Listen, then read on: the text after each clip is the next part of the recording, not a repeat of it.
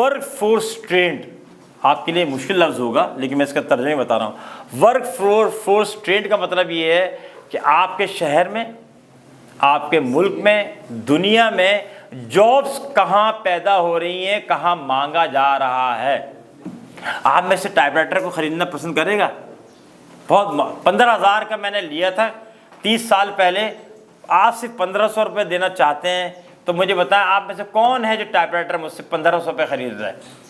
زیادہ چلا ہوا نہیں ہے یہ خریدنے پیپر ویٹ کے طور پہ کہ ان کا دروازہ جو ہے نا وہ ہلتا ہے ہوا سے، تو یہ رکھ کے اس کو بند کریں گے۔ ٹھیک ہے نا، ویسی کوئی بات نہیں، میں نے کہا اچھی بات ہے، سلوٹ یو۔ تو اس کا مطلب ہے اتنے سارے سیف یو آر 50، تو ہم کہتے ہیں 50 میں سے ایک اسٹوڈنٹ ہیں جو چاہ رہے ہیں ٹائپ رائٹر خریدیں۔ اس کا مطلب 2% لوگ، 2% ہو نا 50 میں سے ایک، تو اس کا مطلب ہے کہ تو کیا ہم کسی ایسی جگہ انویسٹ کریں جو ٹائپ رائٹر بنانے کی کمپنی ہو، اور جب ٹائپ رائٹر بنائیں تو ہمارے پاس اس کے خریدار ہی نہ ہو، گاہک ہی نہ ہو؟ آپ عقل مندی کا سودا ہے نہیں ہے۔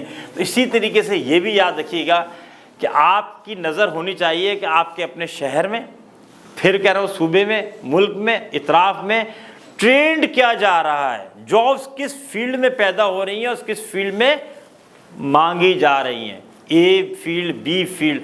ایسا نہ ہو کہ جب ہم 4 یا 5 سال کے بعد یونیورسٹی کی تعلیم حاصل کر کے یا اور کوئی کام کر کے جب ہم کوالیفائی ہوں تو پھر ہم اپنے دوستوں سے کہتے کریں کہ یار خامہ یہ اس فیلڈ میں چلے گئے، یا اس فیلڈ میں ہم نے پڑھ لیا، یا اس کام میں ہاتھ ڈال دیا۔ وہی ٹائپ رائٹر کی مثال میں نے اسی لیے دی ہے، اس کی تو پوٹینشیل ہی نہیں ہے، اس کی تو جاب مارکیٹس ہی نہیں ہے، اس کا تو اسکوپ ہی نہیں ہے، تو لہٰذا وہ اسکوپ ایک دن میں ختم نہیں ہوتا کہ رات کو ہے صبح ختم ہو گیا۔ یہ ٹرینڈ بدلتے بدلتے کئی سال لگ جاتے ہیں، بعض وقت 10 سال لگ جاتے ہیں، ٹرینڈ کم ہوتا ہے آہستہ آہستہ اور پھر جو ہے نا وہ ختم ہوتے ہیں۔ تو کیا ہے، تو آپ کا چوتھا جو پوائنٹ ہے وہ یہ ہے کہ آپ نے جاب ٹرینڈ دیکھنا ہے، کہ جب آپ نے وہ جاب یا بزنس کرنا ہے تو آپ نے یہ ٹرینڈ دیکھنا ہے کہ یار بزنس جو ہم کر رہے ہیں تو بزنس جو ہے اس کا ٹرینڈ ہے یا نہیں ہے، تو اس کا خیال رکھیے گا۔ یہ کیوں ضروری ہے کہ جو ہم تعلیم یا کاروبار کوئی بھی کر رہے ہیں اور جب ہم اس میں تعلیم یا کچھ حاصل کر کے جب ہم جائیں تو اگر فرض کریں یہاں سے کوئی ٹرین ہے تیز گام، فرض کریں حیدرآباد سے وہ آگے پنڈی تک جانے کے لیے وہ 8:30 بجے چلتی ہے، تو اگر ہمارے پاس اس کا ٹکٹ ہے تو ہمیں 8:30 بجے سے پہلے پہنچنا پڑے گا نا، جبھی تو ملے گی۔ 9 بجے پہنچنے کے بعد تو وہ جا چکی ہوگی۔ تو ہم بھی جس چیز کو حاصل کرنا چاہ رہے ہیں اس کا ہمیں یہ دیکھنا پڑے گا کہ ہمارے پاس اس کا ٹرینڈ کیا ہے، مارکیٹ کتنی ہے، کہیں پہ بھی اسکوپ کیا ہے، تو ہی کام کیجیے گا۔ اگر اسکوپ نہیں ہے تو آپ کا جو رجحان ہے اس کو بدلیں، الٹرنیٹیو بنائیں، کیونکہ رجحان بھی ایک نہیں ہوتا، بہت سارے ہوتے ہیں۔ ٹھیک ہے نا، ایک اور ہمیشہ آپشن رکھنا ہے، پہلا آپشن اور دوسرا آپشن، اور یہ بہترین ایکسرسائز ہوتی ہے، ہمیشہ لاجیکل کام کرنا چاہیے۔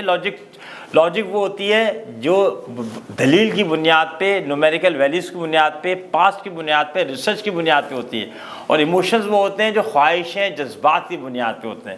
کس کی بنیاد پہ ہوتے ہیں؟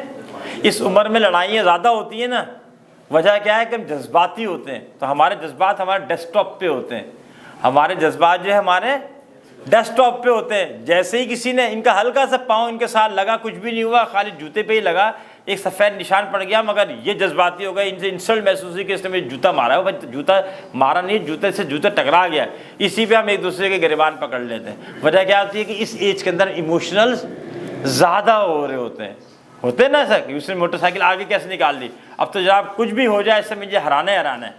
تو لاجک نہیں ہے، حالانکہ آپ کو پتا ہے تیز چلانے والے دونوں کا انجام سول اسپتال ہی ہے، صحیح ہے نا۔ یہ 8 نمبر کا قبرستان ہے، کتنے سارے لوگ ہیں نا ایسا، آپ پڑھتے رہتے ہیں نا، آپ کتنے 2-4 لوگ تو آپ کے اللہ کو پیارے ہو چکے ہوں گے خالی گاڑیاں تیز، موٹر سائیکل تیز چلانے پہ، یا ہڈیاں تڑوا چکے ہوں گے۔ لیکن یہ کیا ہے، یہ عقل کی بنیاد پہ تو نہیں کرتے نا، تیز چلاتے ہیں موٹر سائیکل، کس کی بنیاد پہ چلاتے ہیں؟ جذبات کی بنیاد پہ چلاتے ہیں، اسی کی بنیاد پہ لڑتے ہیں، اسی کی بنیاد پہ والدین کے ساتھ مس بہیو کرتے ہیں، اسی کی بنیاد پہ بہن بھائیوں کو تنگ کرتے ہیں، کہ ہمارا دل چاہتا ہے کہ بہن کو تنگ کریں تو ہم اس کو تنگ کر رہے ہوتے ہیں۔